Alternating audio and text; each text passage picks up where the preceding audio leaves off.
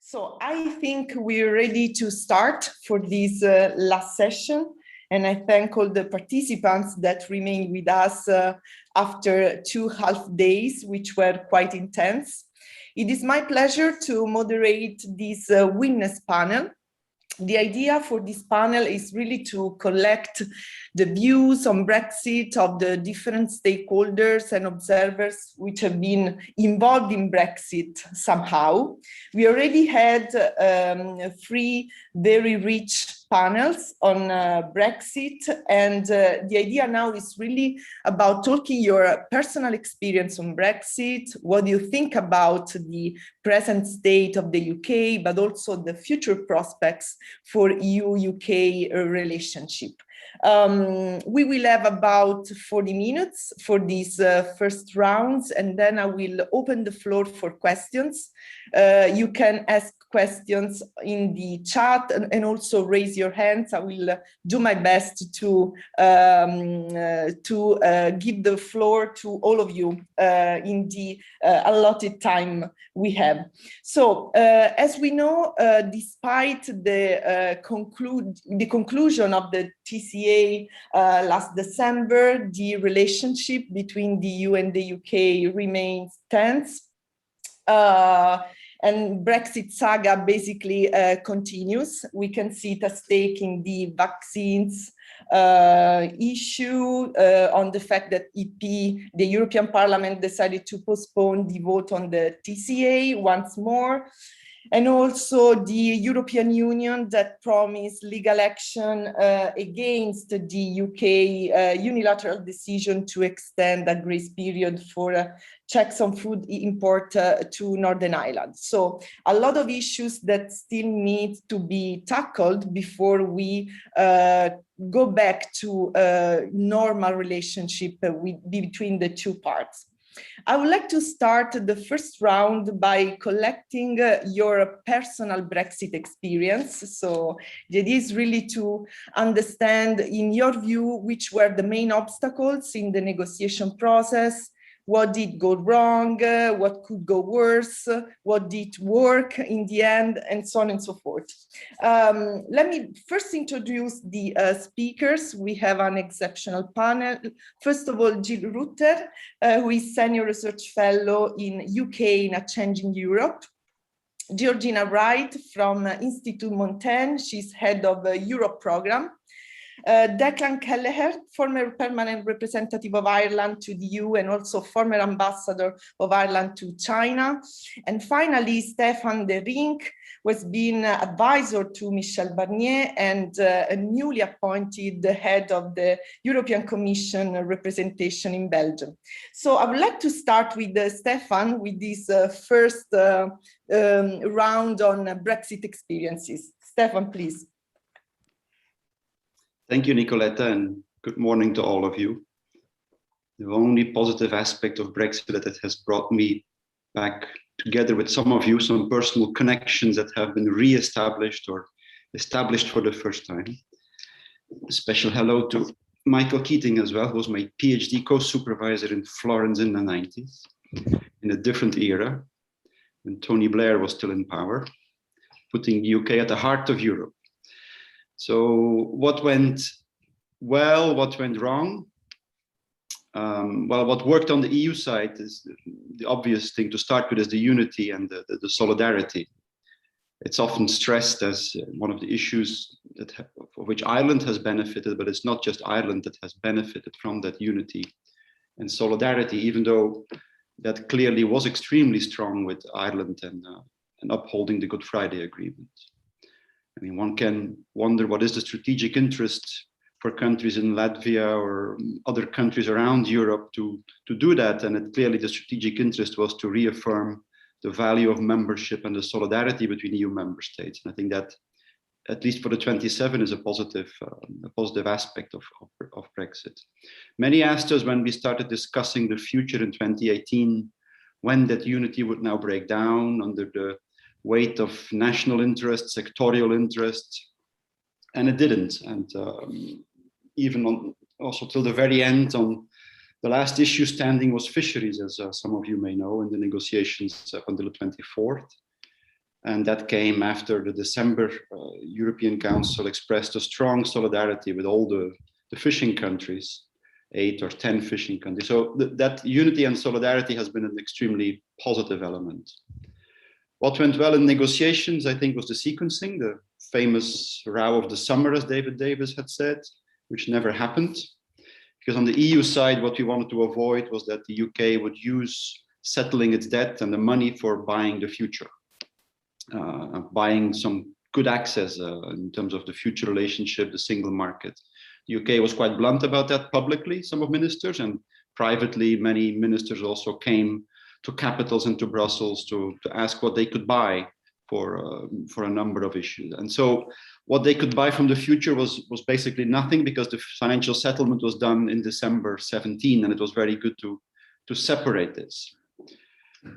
The third thing was perhaps the staircase model and the Barnier slide, but let's not overestimate the importance of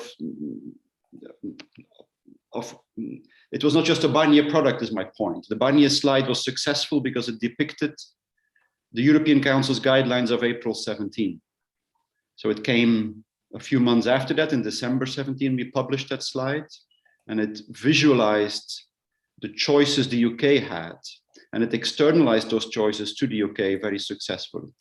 And that's the other thing that worked well, in my view, throughout all of this, is that from the start, the EU said, well, if you're going to go ahead with this, UK, you're an external actor. You're no longer one of us. You're a third country, and it's up to you to make your choices. We will not reform the EU because of Brexit. We will not accommodate the Brexit issue. We will continue and, of course, reform the EU at 27, but not because in order to accommodate a withdrawing member state. That was a tough line. It was the correct line, I think, and that is also what the staircase, in some sense, depicted. Like, it's up to the UK to make choices here. The second thing, if I can add one more issue to that, in terms of what went well, maybe this will perhaps surprise some people on the call, but I think Boris Johnson, that went relatively well compared to Theresa May, for the simple reason that he was much better at Brexit than Theresa May ever was. Because he accepted the logic of the staircase, so to say. He accepted that the UK would get Canada.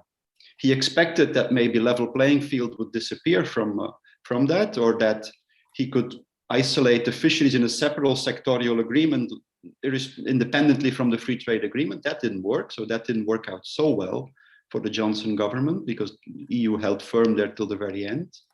But it was easier to negotiate with a government that accepted the logic of the staircase, rather than with a government under Theresa May that tried via checkers and other means to create a bespoke model, something in between the single market and an FTA, while the EU from the start had said it's a binary choice. I have some other points that maybe I'll stop here to give the floor to others.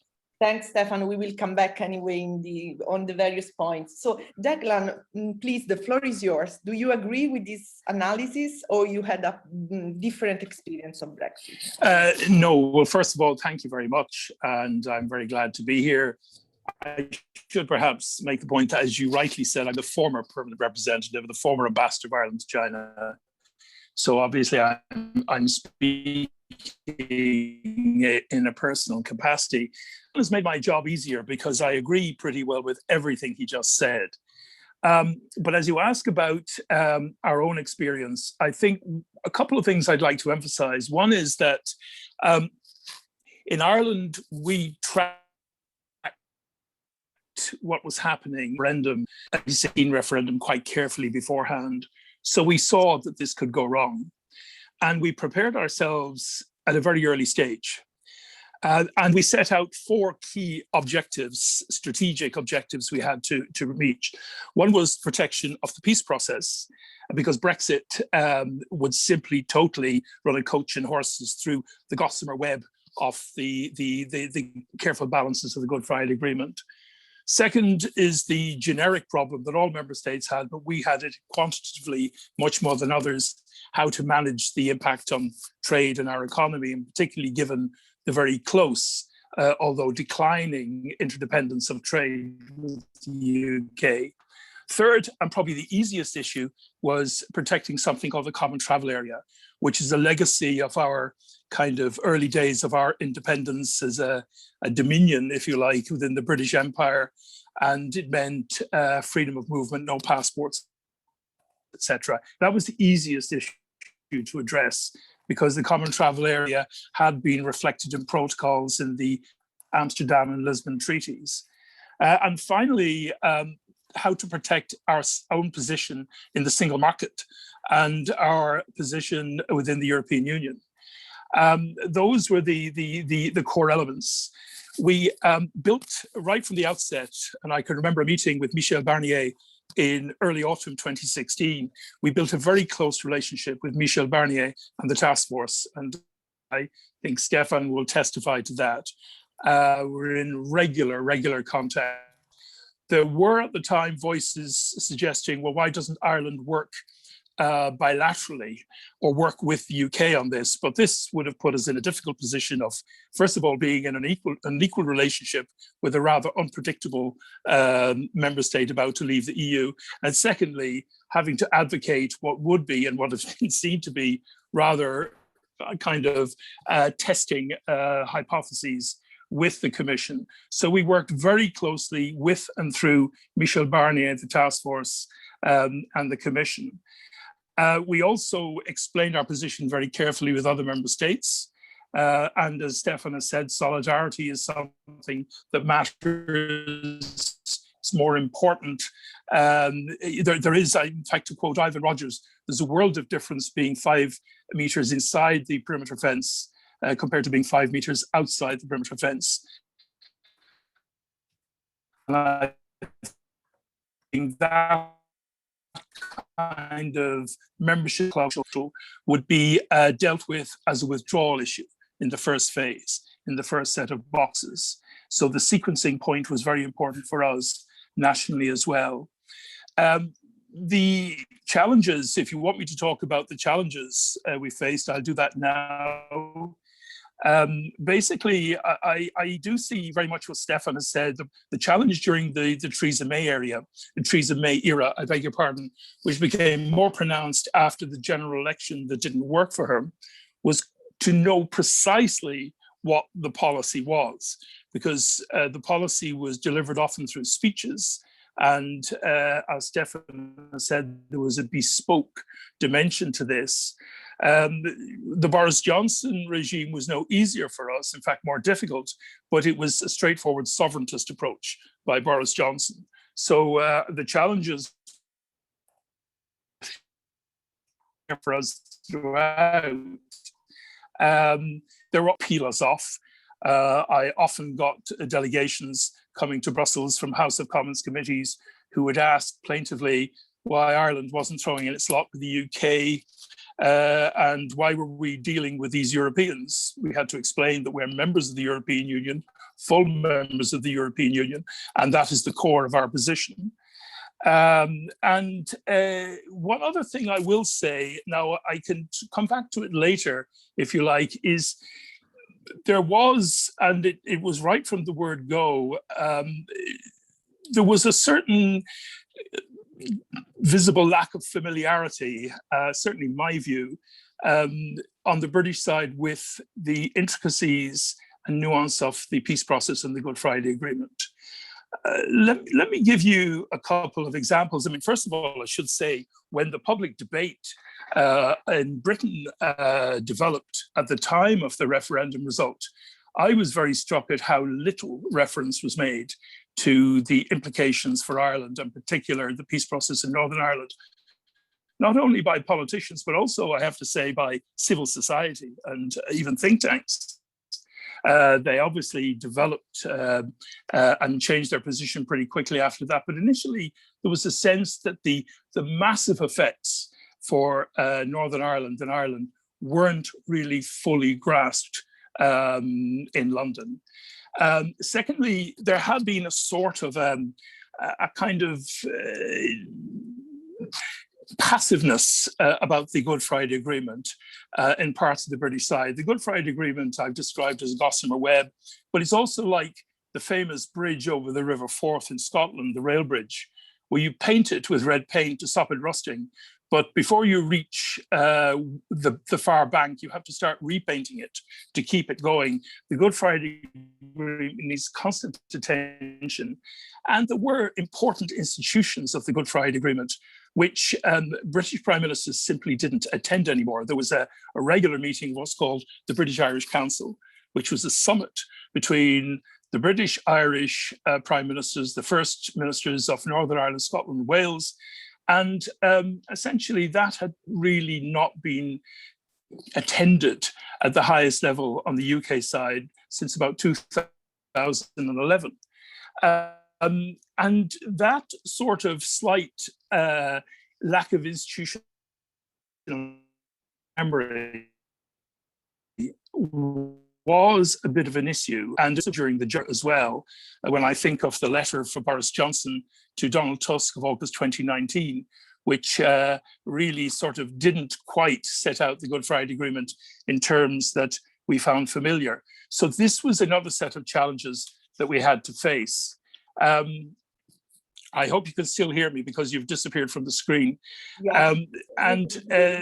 Yeah, okay. And those were challenges. Negatives. What were the negatives? Well, Brexit was a loss for everyone, and particularly the departure of the UK is a loss. It's a loss for the EU. It's a particular set of challenges for Ireland. And let me just identify very briefly one very unique angle on the British-Irish relationship. Yes, Ireland from 1922 to 1970. Yes. Yeah, and then we will turn to Georgina. And you have 1 minute. Okay, well, look, I'll let you go. I can come back. I can go back on things that worked. Perfect. Okay. But if you want to come back to me, that's fine. Okay. Yes. We will do a second round anyway. So, Thank Georgina, what was your personal view about Brexit?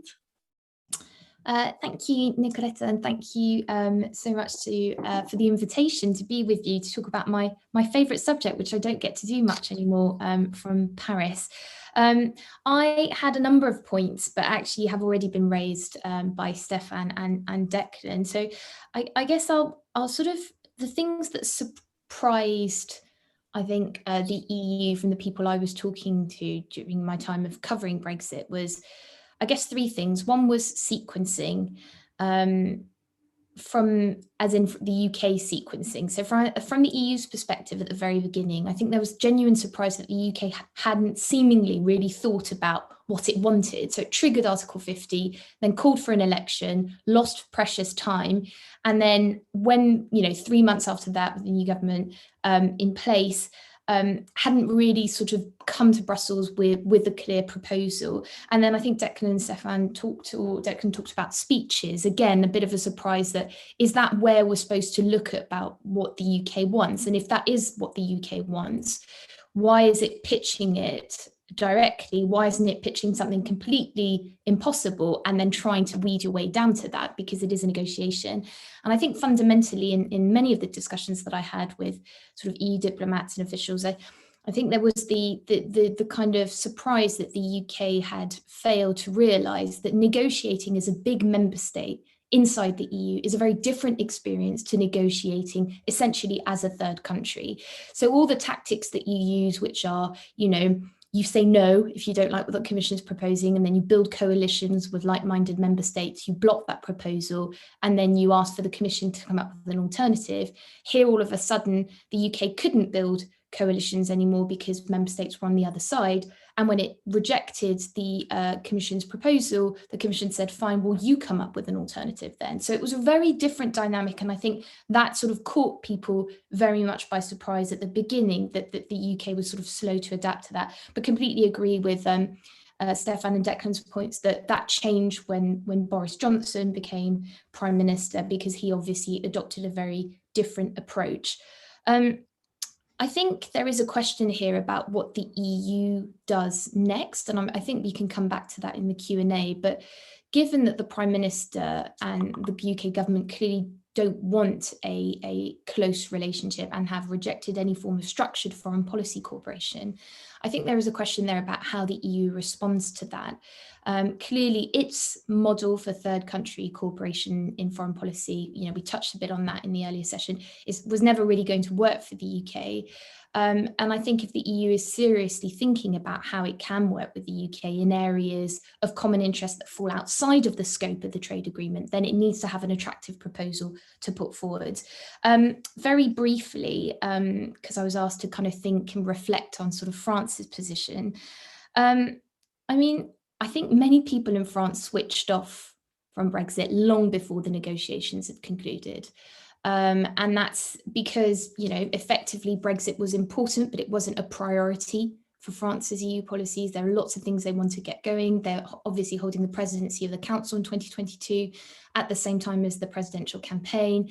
And Macron has made the EU a pillar of his foreign policy and domestic policy. So clearly they didn't want Brexit to detract attention away from other, which they saw as more fundamental issues for the EU's future.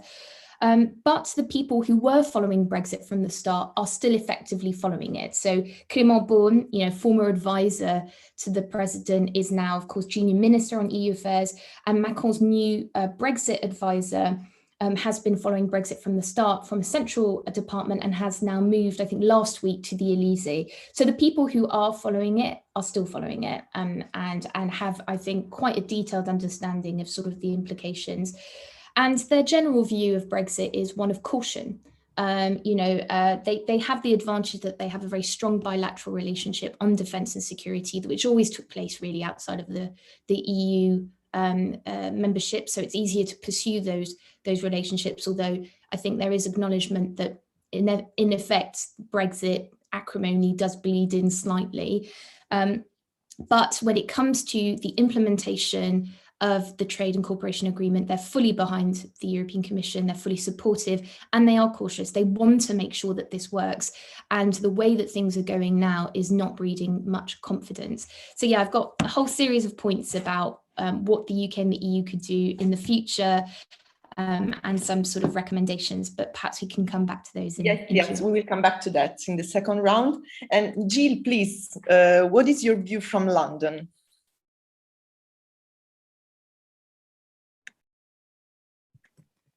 Hi, greetings from London. Actually, Georgie's also in London, but she's pretending to be in Paris. So for these people, yes.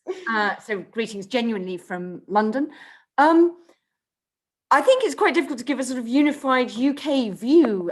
Stefaan mentioned that the great sort of feature of the EU approach was its unity. I think that the great feature of the UK's approach was its disunity under Theresa May within the cabinet, but more generally in the country. We saw a very polarizing referendum. Even views within the Conservative Party differ on whether it was essential, because of the rise of the UK Independence Party, to have that referendum, or whether that was a failure of leadership by David Cameron. And can I, in this context, do a brief advertisement for our UK and a Changing Europe Brexit Witness Archive, which does long interviews with major protagonists during the Brexit process. Very interesting if you read some of the interviews with different members of Theresa May's cabinet about the very different sort of things that they would also come, and quite a lot of people will say, Alan Wager from UK and Changing Europe has just done a thread on when did it dawn on them that Northern Ireland was going to be such a big issue, because that seemed to be a dawning realization at various different points, even for people who you would have thought were meeting together every day. I think when the Brexit vote went the way it did, remember, it was seen very much by David Cameron as something to get out of the way very quickly in 2016, an exercise in party management, and then he could move on to the rest of his agenda. 2019, hand over to George Osborne. Maybe George Osborne would have to fight off Boris Johnson for the Conservative leadership, but hand over to George Osborne, retire to his hut or wherever he wanted to go, or lucrative jobs, and the Conservatives sort of go on, and the Europe issue will be settled pro tem. I think on the referendum, I think it would be wrong, and I think the EU's never really acknowledged the extent to which actually, the UK is not totally unique in the fact that there were some concerns about the way in which the EU is run, EU policy is developed. And in the UK, there's a very particular concern about our variation of migration. Various people in our witness archive attribute the referendum result to Tony Blair's decision in 2004 not to impose transitional controls on member states. And the failure of David Cameron to get anything substantive on inward migration, I think was, a lot of people would say, was probably the thing that tipped the referendum the way it did. We can debate all of that, things like that. Going forward, I think the key breakdown through the whole thing, I thought, was summarized in a speech David Davis, the first Brexit secretary, who went through quite a lot of them, gave in Germany, I think in about October 2017, when he went and gave a speech to a conference organized by Süddeutsche Zeitung in Berlin. And he made a line which I wondered how on earth anyone in the UK government allowed him to utter, which was putting politics before prosperity was never the wise choice. He thought that was a comment that basically would say to the EU, come to your senses, you want to flog us loads of goods, give us a decent deal, whatever. Of course, the problem is that the EU thought that was exactly what the UK had done in its Brexit choice and never really recovered from that. Where are we through the negotiations? Absolutely agree with Stefaan, Declan, that whatever you think of the Johnson government, at least it brought clarity to what the UK ask was. But I totally disagree with Stefaan. I think I may even agree a bit more with Fabienne, which is a very odd position for me to be in, but on the chat, but I totally disagree with Stefaan. I think the Barnier staircase was very destructive as a way of approaching things. Michel Barnier made a sensible comment, I thought, in summer 2017 to one of our parliamentary committees, the EU committee, that ultimately it was all about finding a structure to manage divergence. I think that the EU has played a tactical blinder. The deal that has been signed up, and that's why actually I don't think why on earth would the EU build on this deal. It is a winner for the EU. It's a brilliant deal.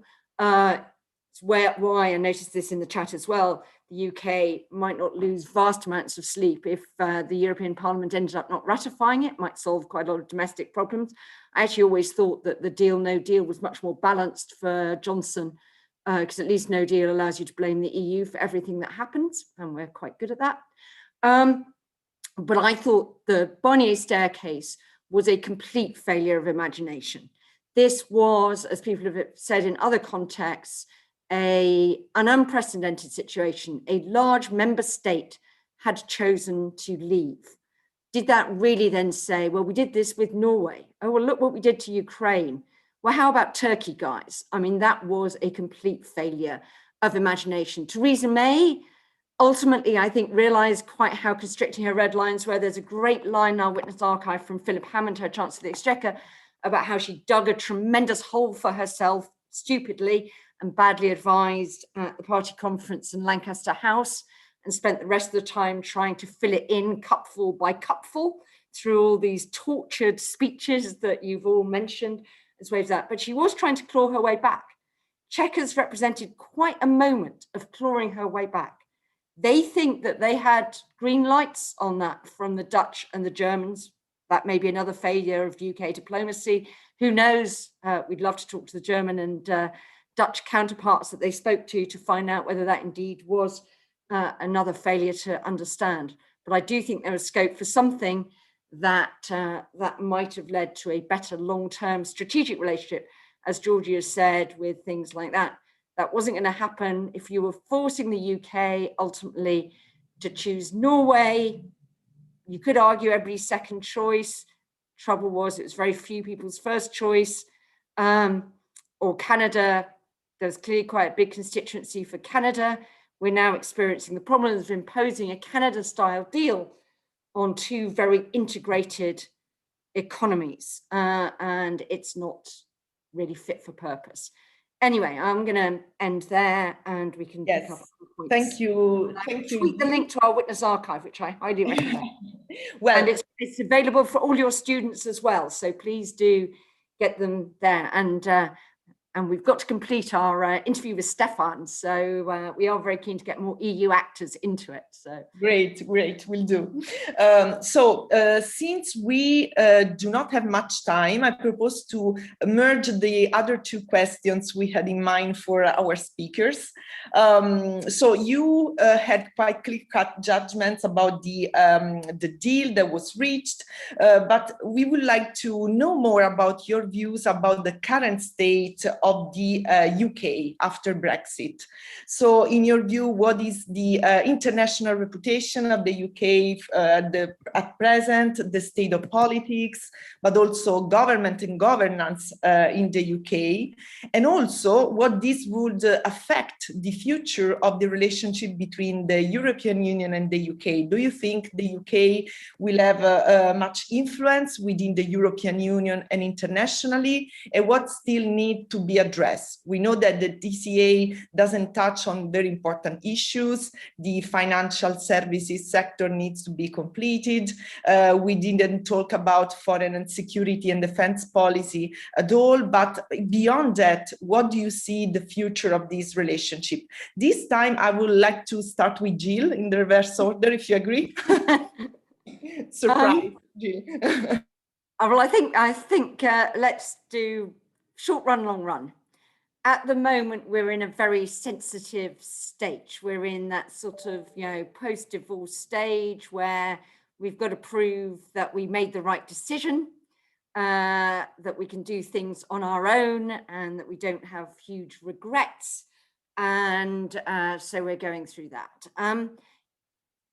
I don't think I would, the UK may have rejected the sort of formal structured cooperation, but on a lot of issues, I think it realizes that it will need to work jointly. And I think if you speak to the people preparing the COP, some people have mentioned that, the UK knows that it needs to make progress in the G7, the G20, that the Italians are hosting the sort of pre-summit and things like that. So I think, between officials, there is quite good cooperation there. And the UK has always been actually very closely aligned with the EU on climate issues. That's always been quite a close relationship. The EU is very obviously our best allies in many ways on that. So I think over time, things will calm down. But there is one political counter to that. Boris Johnson has succeeded rather remarkably in losing control of much of the Conservative Party since he delivered that amazing election victory in December 2019 in the prospectus of getting Brexit done. He now faces a sort of array of, name themselves, research groups after the phenomenal triumph, as they see it, of the European Research Group in turning a minority view within the Conservative Party into the sort of majority view and facilitating Brexit. The one thing that they do seem to be able to throw over as red meat to the backbenchers is a tough stance on the EU. And so it's always tempting to be throwing something over the wall, whether it's, over the protocol, over its, if the EU decides to take action using triggering the level playing field provisions, I mean, those things will be quite inflammatory. And that is sort of really my worry about the TCA, is that the unanswered question of how high or low is the bar for triggering those LPF processes. Because I think if we end up with a lot of disputes being triggered, that could become quite quickly quite nasty. But I think generally, although the government and the backbenchers, I would distinguish between that and people in the UK. The getting Brexit done message was incredibly resonant in the UK because people were getting mightily sick of Brexit. And there were even quite a lot of people who sort of voted Remain, who basically just thought, just let this end. Until we had COVID, our politics was completely dominated by that. It was front page news. It was a big contrast. Go into continental Europe, Brexit, nowhere in the papers. You go through it all. British papers were just Brexit, Brexit, Brexit. And I think that getting Brexit done was actually a very powerful message. And I think it would just be quite nice if it could all quieten down for a bit. We could all just move on and do other things. Thank you so much, Jill. Georgina, please. Thank you. Well, I obviously agree with Jill, my former manager, entirely. I mean, I think that there are a couple of things. I think most people on both sides knew that the initial months were always going to be bumpy. I mean, the negotiations were part of the challenge, but the moment of kind of implementing the deal, actually seeing what, you know, this new trading reality looks like, the fact that there was so much that still needed to be put in place and some outstanding questions meant that some form of kind of tension, I think, was inevitable. The question is really, can both sides afford to think much further ahead if you know, trust is at an all-time low? And I think that's where the EU, and I talk, you know, member states and the institutions have been particularly surprised about sort of the difference between the tone and sort of the ambition of the UK. So when, for example, the Prime Minister delivered his speech at the Munich Security Council, where, you know, I sort of, for one, thought it was one of the first decent foreign policy speeches I'd heard him give, and that includes his time as Foreign Secretary. And he said, you know, the UK's future is firmly anchored in Europe. But of course, then that sort of kind of, I think, attempt to reassure EU partners was then undermined by kind of some of the rhetoric and the tone that was used around the TCA. So I think every single time there's kind of a conflict there. And I think fundamentally, there is a need to kind of try and understand where both sides are at, because I think both sides think they understand the priorities and objectives, but they don't really. And I think that there is a need, both the EU, you know, is figuring its own stuff out. You know, what does it mean about strategic autonomy? What does it look like? And maybe it needs to figure that out and figure what that action looks like, to then start thinking, okay, well, how do we involve third countries? How could we involve a partner like the UK? And likewise, I think the UK has now promised to publish its integrated review next week. So this sweeping, you know, foreign policy review, there might be some cues in there, but ultimately, you know, what you say is one thing, but actions speak louder than words. And so we'll have to see again in practice. But I think on foreign policy cooperation specifically, there is a need to kind of really understand where each other, you know, what their priorities are and where the common ground lies. So I think the question is, do they have the capacity to start thinking about that, given everything else that's going on and the fact that the TCA and the implementation of the TCA is proving particularly problematic? Thank you so much, Georgina. Declan, please. Thanks. From our perspective, I suppose we have two rather unique characteristics. Number one is we are a co-guarantor of the peace process of the Good Friday Agreement with the UK. And secondly, we share a border, a legal border. The attitude in Ireland has been one more of sorrow than an anger, and also a certain amount of bewilderment that a neighbour we thought we understood could be so unpredictable. And one of the things that we will have to do is we'll have to fill the space that's been created by UK departure from the European Union, because as I said earlier, from 1922 to 73, the first 50 years of Irish independence, no British Prime Minister ever set foot in Ireland. We were stuck in a kind of post-colonial limbo. Our membership of the European Union was a liberation. And also because the British joined at the same time, it allowed ministers to know each other, officials to know each other.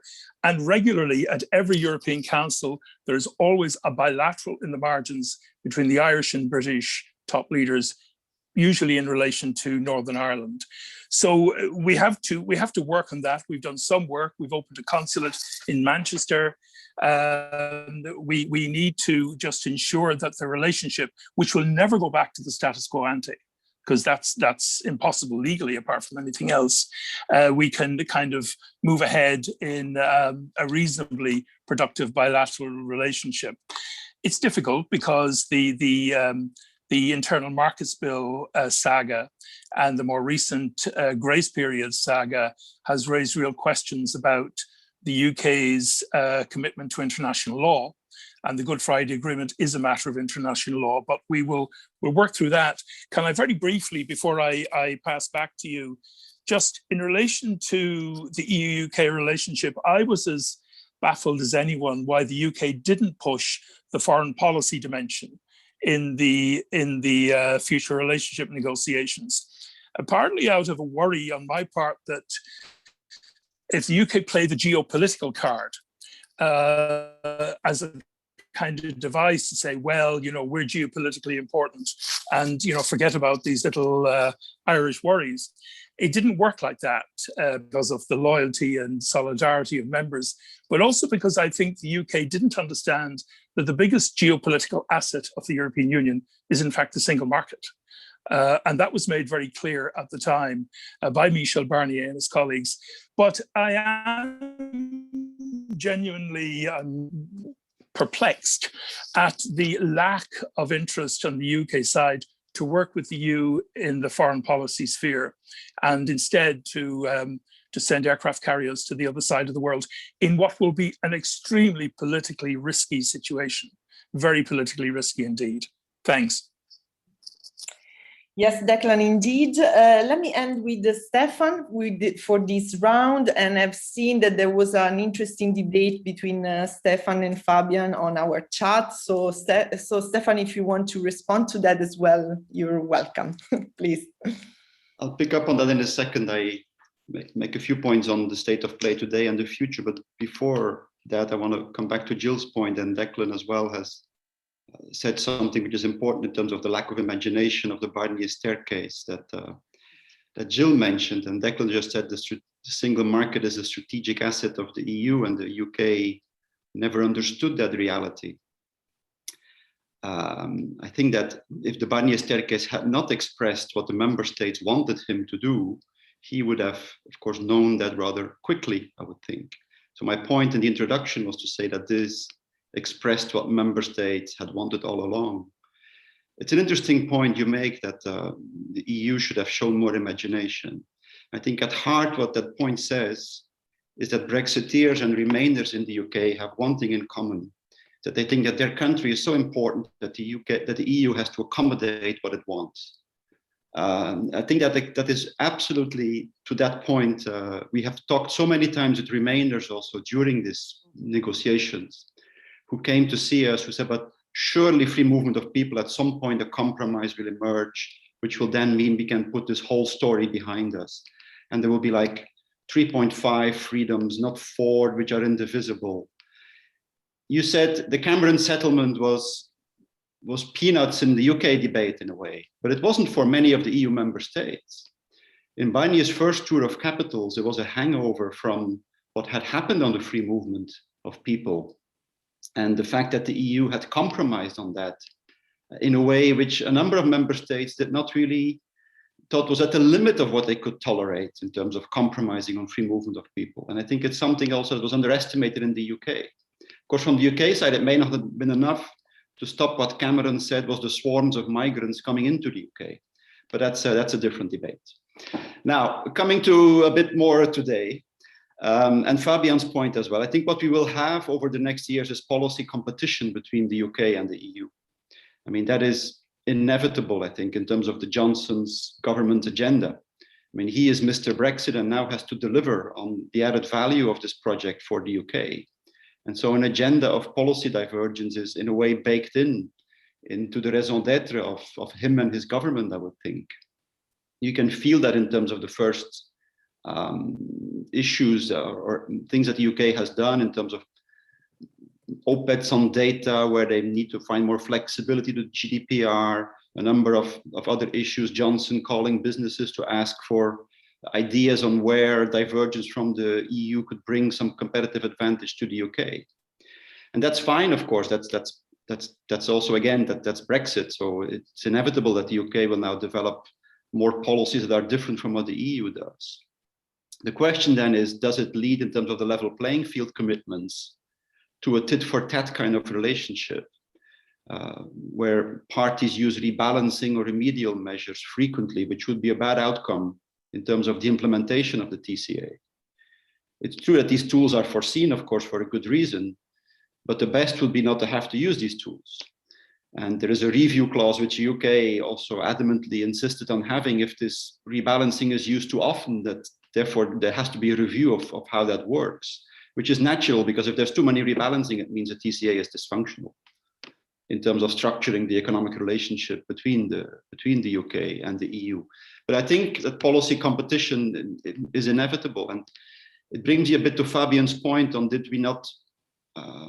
we not have delivered something in terms of closer alignment, and also what was Jill's underlying point, I would think.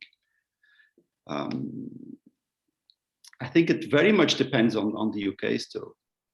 I mean, if you bring this discussion to the protocol and the fact that the UK wants to reduce friction in terms of GB to NI, the EU, the Commission has said, well, you could do that if you have equivalence on food standards, and we can talk about that. So you come back to the same trade-off that has haunted this discussion during the negotiations. And so again, very much, I think that I would leave that ball in the court of the UK in terms of whether it wants to develop a policy which is less divergence and more equivalence in terms of EU standards. I don't think that that is something that should concern the EU all that much. What we have to do now is implementing the TCA.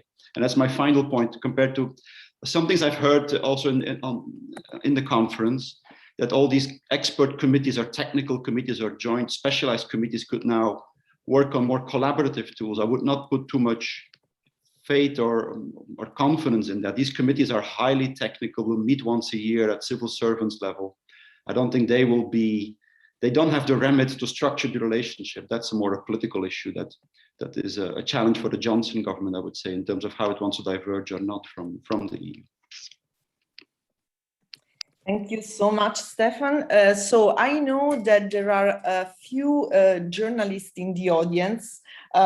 So in case you want to jump in with your questions, just raise your hands or write your questions in the chat. I know we have John Pitt, Steven Erlanger, and Christina Gallandon. So if you want, just let me know. And in the time being, I have already one question from Federico Fabbrini. So Federico, please. Thank you, Nicoletta, for giving me the floor. I want to jump in on actually following up on the exchange that Stefan and Fabian were having here. And it's nice to see them both. And I take the freedom actually to ask this question to Stefan, because we are at EY, so in a sort of a more informal context than the Article 50 task force where we met before. But I think the question I want to raise is the following. One point the EU had always been making is that in developing its relationship with the UK, it wanted a stable framework. And so the anti-model of all the negotiation was Switzerland. The Swiss case was always seen as the no-go. We didn't want to have with the UK something with like we have with the Swiss Confederation. Is unstable. It's constantly subject to negotiation and dependent on actions they take and or retaliation and all of that. But I suppose my question is, didn't we exactly end up there in the end? I mean, the TCA is a thin deal, as we said many times this morning. It is a deal that will likely be complemented by supplemental agreements moving forward. And all this governance structure that is created by the TCA is in fact an architecture for almost semi-permanent negotiation. I think Stefan was trying to downplay that at the end, but I wonder, in fact, isn't all this web of, I think it's 29 committees and subcommittees precisely designed to keep talking to keep the talks between the UK and the EU going constantly. And if you add on top of that, of course, the implementation of the withdrawal agreement and the role of the joint committee, aren't we exactly in a situation where, a bit like with Switzerland, we are always at the table? I mean, I know the UK wants that, the EU didn't want it, but I worried we somehow ended up there. Maybe Stefan disagrees, and I hope it is not too much of a provocative question, but I'd be happy to have his views. Thank you, Federico. Let me collect another couple of questions and then I will go back to the speakers. So Stephen, please, Stephen Erlanger, the floor is yours. Thanks for the invitation. Actually, a question for Declan, if I may. Does he believe, or is there a general belief, that the current British government has any intention to do anything other than undermine the Northern Ireland Protocol? And a subsidiary question, of course, is, do you think the EU really grasps the importance of the DUP in the Northern Ireland arrangement? Because of course, if you're in Northern Ireland, it's pretty miserable, given the border in the Irish Sea. And it's not clear that it's going to get much better for them very soon. Thank you. Thank you. And I have also Kalypso, Nicolaïdis, please. Yeah, I can't resist either jumping in the Stefan's, Fabian, Jill, Georgina interaction on, in a way which connects our diagnosis of the history with what will happen next.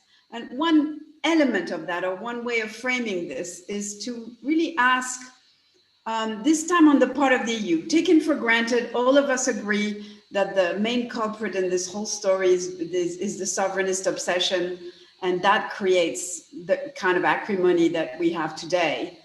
Taken for granted also, I hope that we all believe, I mean, most of us, that normatively, for big geopolitical reasons of Europe's place in the world, Europe as a continent, you know, it would be better to think through a better relationship.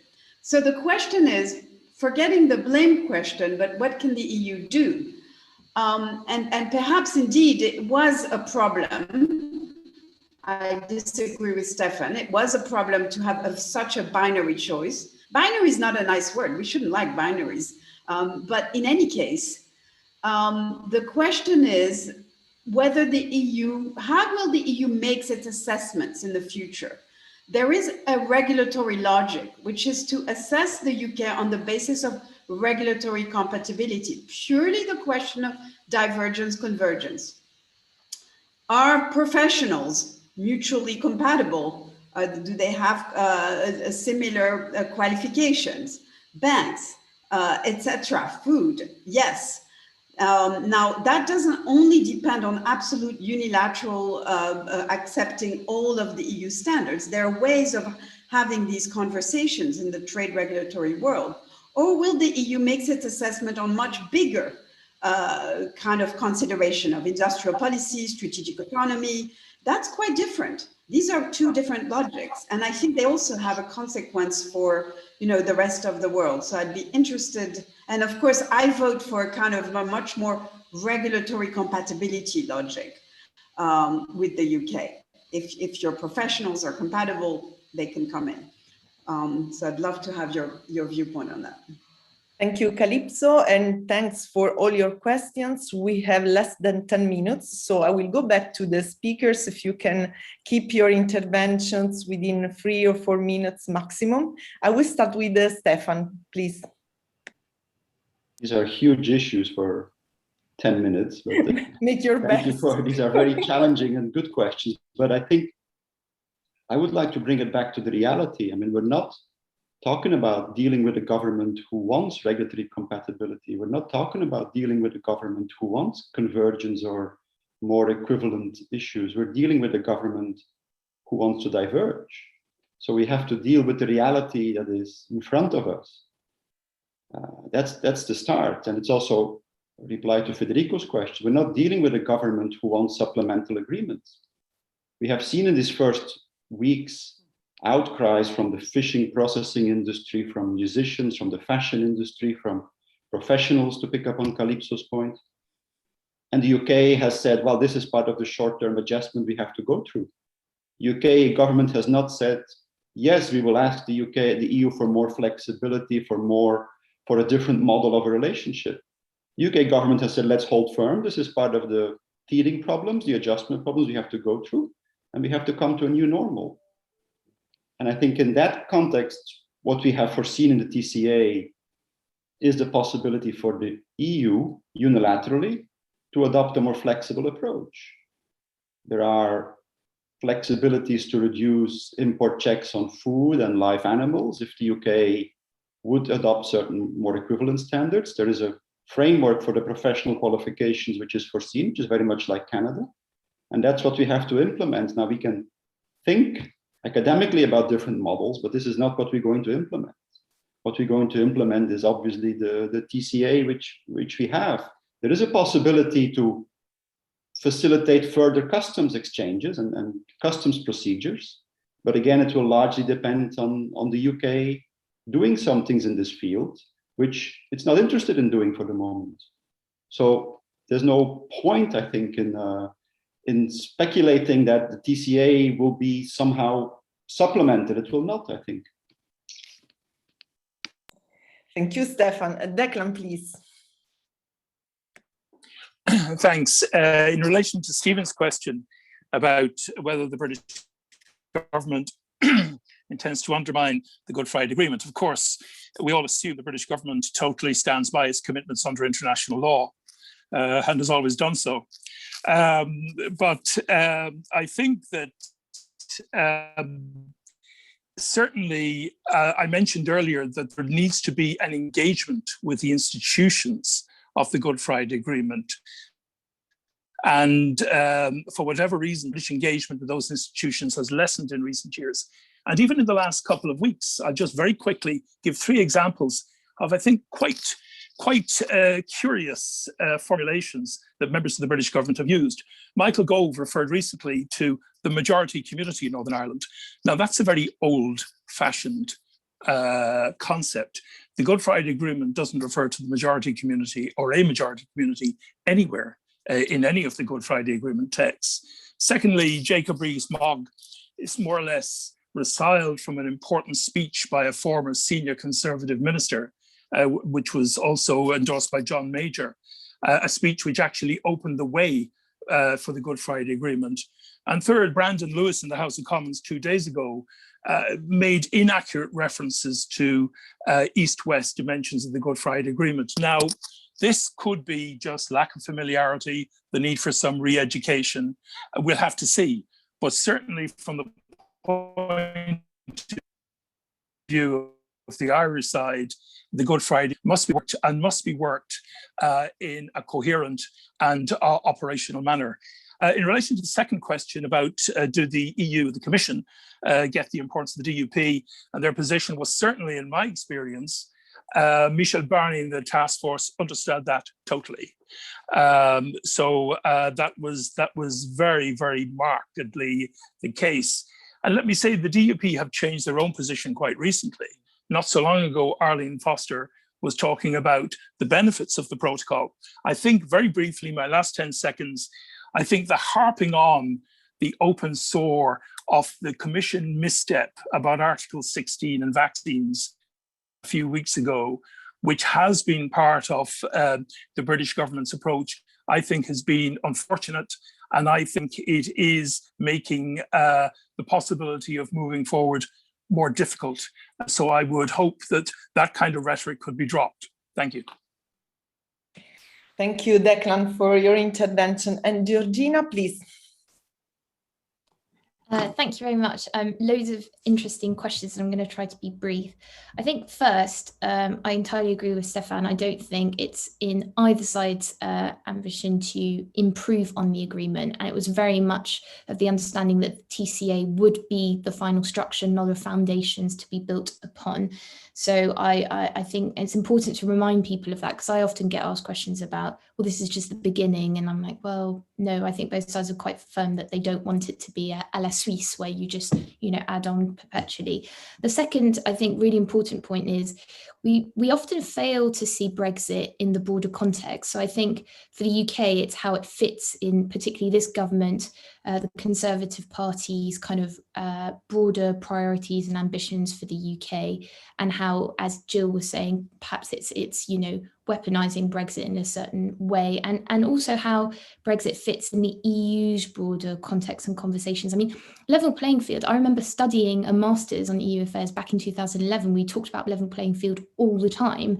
And likewise, I think if you look at the EU's relationship with Switzerland, I mean, there's rarely a week that goes by in Switzerland where the Swiss Parliament isn't talking about something to do with its relationship with the EU. The EU, I think, EU press or even in the institutions, doesn't really talk about Switzerland every week, publicly at least. And I think that is a reality that the UK is going to have to get used to, where it might talk a lot about the EU, but the EU as a whole isn't really going to be talking that much about the UK. And I think my final point is, I think it's really important for both sides to be thinking outside of the scope of the TCA, because inevitably they're going to have to cooperate, whether the UK government wants this or not. Because the EU, rules will continue to shape what British exports, if they want to continue exporting to the EU, British businesses are going to have to meet EU standards, and then of course the case of Northern Ireland, but also because the EU is really big in certain international organizations. I mean, look at the WTO, it's very active, and you can't really afford to ignore the EU in that instance. So it's going to have to think of a way of cooperating with it. And likewise, I think for the EU, it really needs to figure out what it does on foreign policy, it has just issued a trade strategy, new trade strategy. I think the UK was mentioned at one point in the final bit. And I think there is a question there about, okay, let's ourselves figure out what we want to do, and then let's think really creatively about what we want to do with the UK. We can put a suggestion forward. If the UK government rejects it, then fine, at least we've done what we could. But I think this kind of stalemate is not helpful for anyone, particularly for those who want to see some form of more structured and cooperative relationship in the future, even if it's more limited. Thank you so much. And I will conclude with Jill. Jill, please. I sort of feel I'm sort of in an exception here, but whatever. On Switzerland, I think it's quite interesting because you could say that the structure of the agreement was quite Swiss, but of course, the UK has hugely less access. It was quite interesting. Straight after the TCA was agreed, we did a panel, and a Swiss journalist from Neue Zeitung asked, well, the Swiss like this agreement. This is better than our agreement with the EU. And you say, well, only if you accept radically reduced access. You might prefer the structures, but the structures come at a price. It's the famous balance of rights and obligations. We have far fewer rights than the Swiss, therefore we might appear to have fewer obligations. You can't get one without the other. That is, after all, what the EU succeeded. This is a very good deal, I think, from the EU's point of view. I think, the EU countries owe Michel Barnier a huge big debt of gratitude for what he has done. But I think the EU should recognize it's a very good deal from their point of view.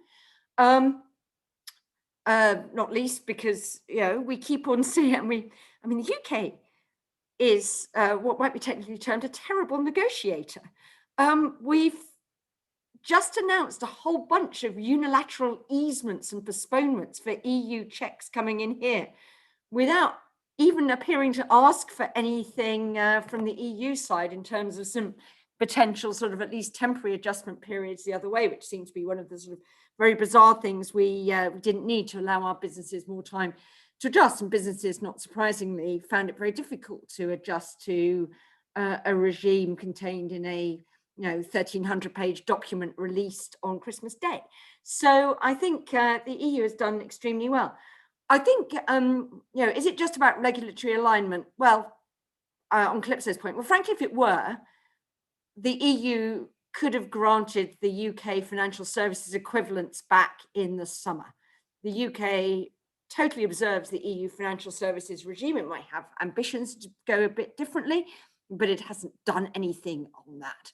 And actually, I think the talk of divergence is likely to be much bigger than the practice of divergence on substantive issues. And indeed, one of the things that the EU was most worried about was this model of Singapore on Thames. If anyone paid attention to the UK budget, and open brackets, why would you? Last week, they will announce, they will have seen that the centerpiece of that budget was a big hike in corporation tax to 23% to come in a couple of years' time. So I'm not quite sure that the UK is going to be quite as divergent, or indeed that there's an appetite for divergence, and that's a conversation to be had. Every time that goes into Parliament, actually the government's ambitions get knocked back. I would refer you to the having to put the Trade and Agriculture Commission onto a statutory basis after parliamentary pressure. So, but I think the EU could actually tolerate quite a big level of divergence from the UK, and still that not being a threat, because the barriers to entry into the single market it's erected are so significant. So I would hope it doesn't feel a need to intervene significantly. I just wanted to end up on the point about the DUP.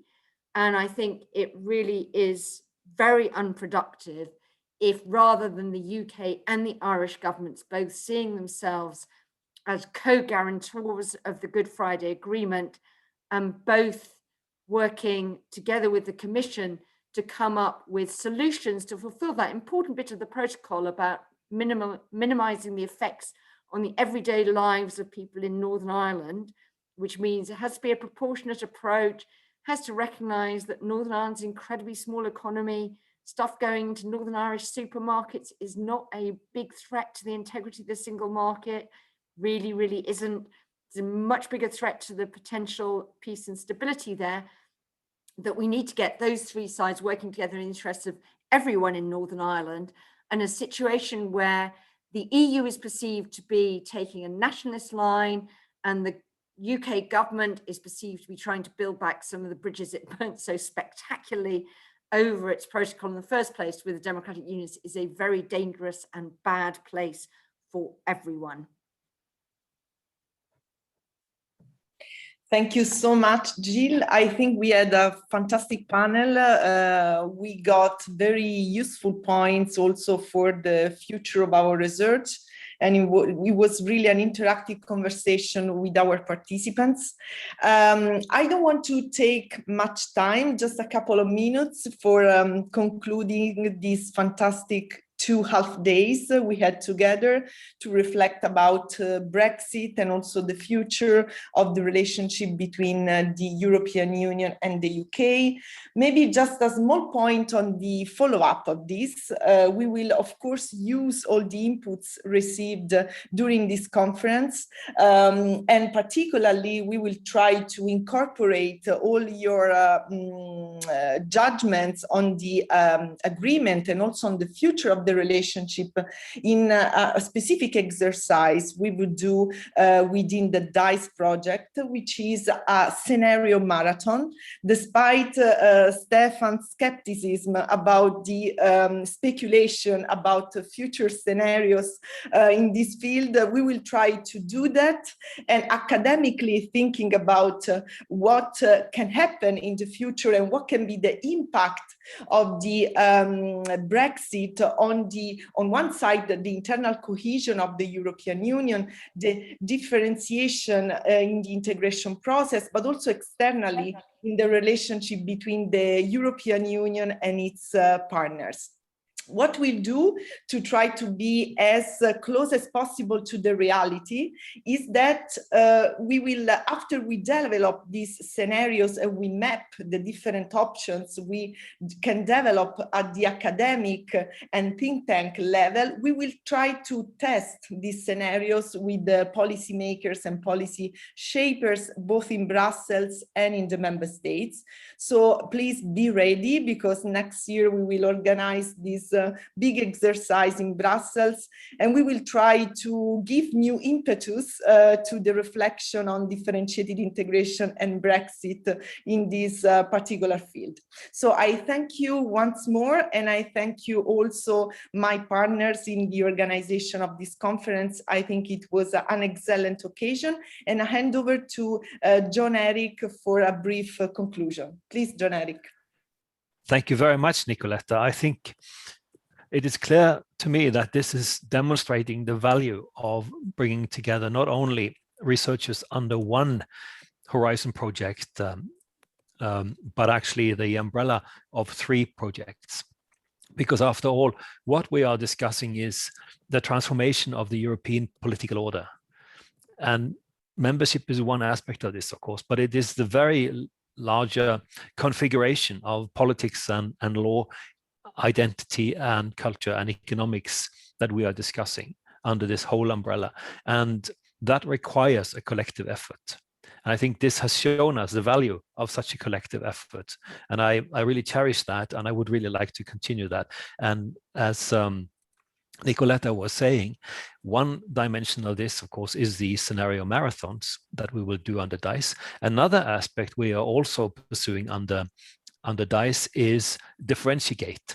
And that is a web page we are collecting according to a differentiation manual that we have devised, and we are asking all the researchers, we have approached a number of you, will be approaching even more, to provide and nominate articles of relevance that we can include, so that we will have a ready access archive of documents, not only for academics, but also for students and policymakers. So we are making also particularly trying to also isolate particularly relevant policy aspects to make easily available for people. So this is something that is under construction. And I strongly encourage you, those of you that haven't already submitted a list of relevant publications, to do so to us. And we will be back with a further reminder on this. And I'd also very much like to thank our colleagues at EUI for this excellent cooperation. Thank you. Well, it's now, I won't attempt to sum up what's been a great 2 days. I think the formula adopted for this conference of having 2 mornings and shorter sessions, it works on Zoom. I think if we have long days on Zoom, interest is not sustained. But I think the way in which this is operated, there's been very good audience participation and great panels and question driven. So I think we've also learned. This was our first DiCE conference, the first time we've come together as the 3 consortiums. And I can't think of a better subject than Brexit. Why? Because we work on and differentiated integration. And Brexit is that wonderful example of a country that was a member state of the EU, the champion of opt-outs, and now has reorganized its status in terms of its relationship with the EU and is now a 3rd country. And I think what was very interesting over the 2 days was the different models of affiliation and engagement that different states that don't want to or can't become member states of the EU, how they interact with the EU itself. But I think, and we probably haven't paid enough attention to the fact that the EU is the hegemon. The EU is the dominant actor here. It is the actor around which the others pivot. And the interesting thing about Brexit is here is a large and very significant state, and yet it's got to accommodate itself. It may think it can defy geography. It may think it can defy weight and volume and trade, but it can't. And if a large state can't, then no small state in Europe's neighborhood can. And I also think that, interestingly, the fact that the UK was large made it more difficult for the EU to accommodate it than if it was a smaller state, because the stakes are really very high for the EU. In other words, if it was a small member state departing, it would not be existential for the EU. But certainly at the beginning, this was experienced as a threat to the Union itself. And so the EU reacted to preserve the polity, to almost, because it was so immediate and so instinctive, it was almost an ecological response to protect the genus. So I think that we've had a very interesting two days in terms of the comparative element. I'd like to thank all of our practitioner colleagues for their engagement.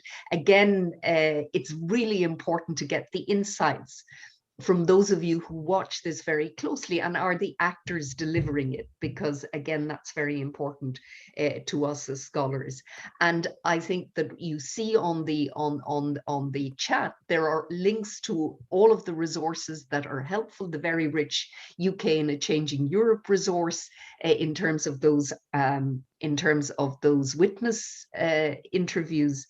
And can I also draw your attention to the ECPR research network on DI. It's part of the standing group on EU politics, and I would encourage you also to become members. I would encourage you to answer the John Erik's list of questions about the literature, so that we leave a legacy, because one of the problems for social science research is we tend to have great projects and then the projects end and we don't leave a legacy. We do in terms of publications, but not in terms of institutionalized assets that are available. And finally, I would like to thank my colleagues at the Schuman Center and at the EUI for making all of this possible. We have a great team. They've moved in COVID times from providing wonderful rooms in Villa Schifanoia, and I really regret that we're not about to go out to the terrace for a lovely lunch now. But sometime we will have face-to-face again in Schifanoia, and I look forward very much to your being there so that we can meet also as friends and colleagues. So thank you all very, very much. It's been a wonderful 2 days, and everyone has contributed so much. It's been very rich. So thank you all.